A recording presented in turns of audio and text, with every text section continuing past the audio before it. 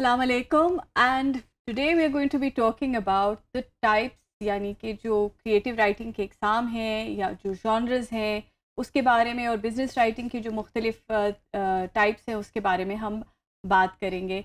तो मेन जो दो क्रिएटिव राइटिंग का अगर हम पहले उसके साथ शुरू करें तो जो चीज़ें हम देखते हैं वो फ़िक्शन और नॉन फिक्शन है, मगर मेरे ख्याल में फ़िक्शन और नॉन फिक्शन में भी आगे जाके काफ़ी ब्रेक डाउन आता है। Can you think of a few? बहुत सारी हैं, आप मेरे इम्तिहान ले रही हैं। नहीं, थोड़ी सी वैरायटी हो जाएगी। वैरायटी हो जाएगी, हाँ। नहीं, इसमें बहुत सी एग्ज़ाम है और उन एग्ज़ाम के अंदर उनकी सब कैटेगरीज बहुत सारी हैं, तो इन्फिनिट पॉसिबिलिटीज़ हैं जो लोग लिखना चाह रहे हैं उनके लिए। अगर हम सिर्फ पोइट्री को ही लें अगर, तो पोइट्री में भी इतनी सारी किस्में हैं, जैसे कि एक तो सोनेट है जिसमें कि एक 8 लाइन्स का स्टैंज़ा है और एक 6 लाइन्स का। उसके अलावा एक बड़ी इंटरेस्टिंग होती है शेप पोएम्स, यानी कि जो किताब है, अगर वो जो पोएम है अगर वो दरख्त के बारे में है तो उसकी लाइंस इतनी छोटी बड़ी होंगी कि जब वो लिखी जाएगी, टाइप होगी, तो वो दरख्त का शेप बन रहा होगा, या रिवर के बारे में है तो उसका शेप बन रहा होगा। इसी तरह और भी पोइट्री की बहुत सी इक़साम है और इन सब चीज़ों की पोइट्री में अगर देखें सोनेट आ जाता है, फ्री वर्स आ जाता है, ब्लैंक वर्स आ जाता है, तो मतलब वो और हाइकूज और आजकल लिमरिक्स, जिंगल्स, ये सारी चीज़ें।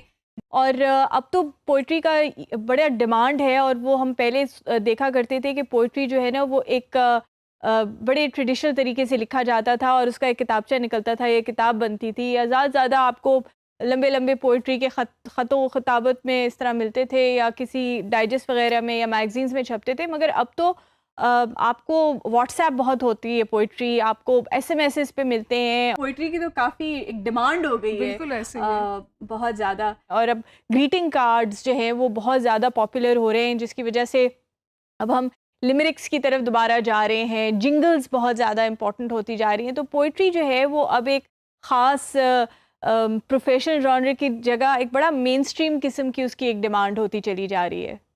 फिक्शन में अगर हम जाएं तो ऑब्वियसली नॉवेल्स अभी आ जाते हैं, तो एनीथिंग दैट्स इमेजिनरी नॉवेल्स हैं, आपके पास नोवेला है, ड्रामा है, ये सारे जो है फिक्शन का हिस्सा है। नॉन फिक्शन यूजुअली लोग समझते हैं कि बड़ा बोरिंग सा सब्जेक्ट है और बड़े फैक्चुअल किस्म की चीज़ है, मगर अगर बायोग्राफी या ऑटोबायोग्राफी, मेमोइर्स, आप बात कर रही थी किसी फॉर्म का, आई थिंक यूरिजी का कह रही थी आप। जी, ये क्योंकि हम लोग जैसे देखते हैं ऑनलाइन जो प्लेटफॉर्म्स के ऊपर क्लाइंट्स जो डिमांड करते हैं चीज़ें, उसमें कुछ बड़ी इंटरेस्टिंग चीज़ें जो हम वैसे अगर लिस्ट बनाएं सोच के कि कौन कौन से जॉनर्स है, उसमें शायद ना आए, लेकिन जैसे कि किसी ने अपना विकीपीडिया के लिए पेज लिखवाना है, उसकी रिक्वेस्ट आई हुई है कि मैं अपनी इन्फॉर्मेशन दूंगा और आप मेरे बारे में विकी पेज का कंटेंट डेवलप कर दें।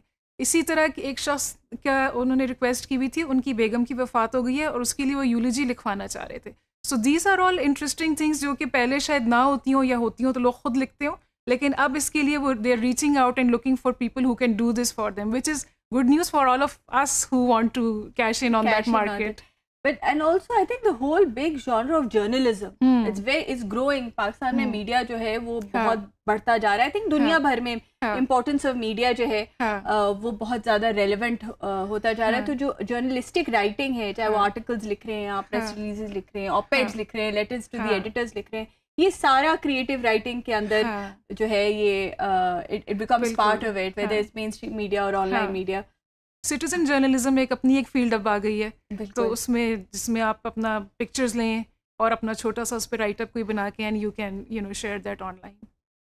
तो बिजनेस राइटिंग जो है, जो इस कोर्स का जो दूसरा हिस्सा है, उसमें हम इंस्ट्रक्शनल बिजनेस राइटिंग करें, यानी कि अगर हम इंस्ट्रक्शंस देना चाह रहे हैं, मैनुअल्स बन रहे हैं या इस तरह की चीज़ें हैं, या अगर हम जो प्रोफेशनल राइटिंग कहते हैं, जो ईमेल्स हैं या इस तरह के जो कम्युनिकेशन वाली चीज़ें हैं, प्रेजेंटेशन है, इस तरह की चीज़ें, तो वो बिजनेस राइटिंग के कौन से कुछ टाइप्स और होंगे? जो देखिए, बिजनेस राइटिंग का ये है कि अगर आपने अपना कंटेंट डेवलप आप बड़ा अच्छा कर सकते हैं, you are a great creative writer, आप बहुत अच्छा लिख सकते हैं, लेकिन एंड पे you have to sell the product, end पे you have to deal with the client. तो उसके लिए इम्पॉर्टेंट है कि आपकी ईमेल कम्युनिकेशन पावरफुल हो, किसी को ऑफेंड ना कर रही हो, तो उसके बारे में हम थोड़ी सी बात करेंगे।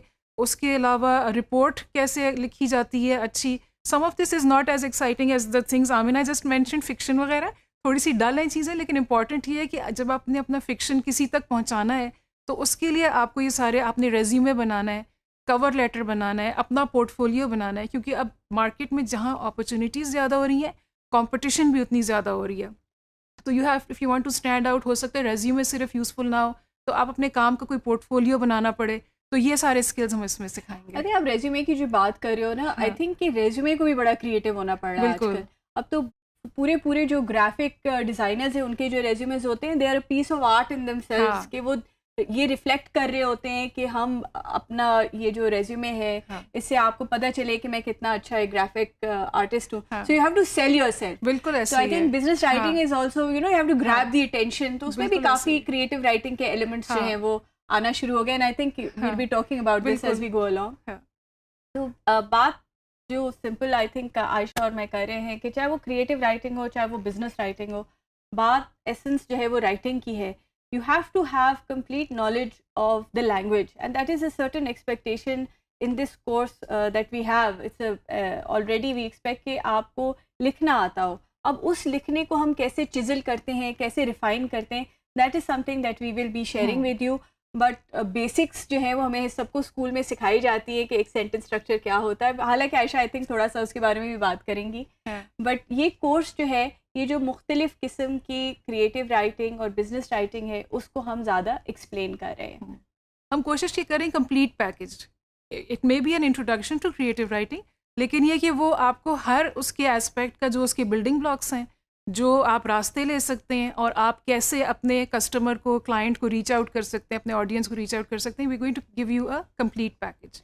And I think to complement all of what is being shared in this session, you know, we are also giving links और जो study guides वगैरह हैं, उसमें आपको पता होगा कि अगर कोई एक चीज़ आपको ज़्यादा इंटरेस्ट कर रही है, कोई एक टाइप ऑफ राइटिंग आपको ज़्यादा इंटरेस्ट कर रहा है, फॉर एग्जांपल स्क्रिप्ट राइटिंग हो गया या कोई ऐसी चीज़ है, तो आपको हम वो लिंक्स दे रहे हैं जहाँ पे आप जाके उसकी फिर पूरी इन डेप्थ जो है उसको सीख सकते हैं, उसके फॉर्मेट्स ले सकते हैं।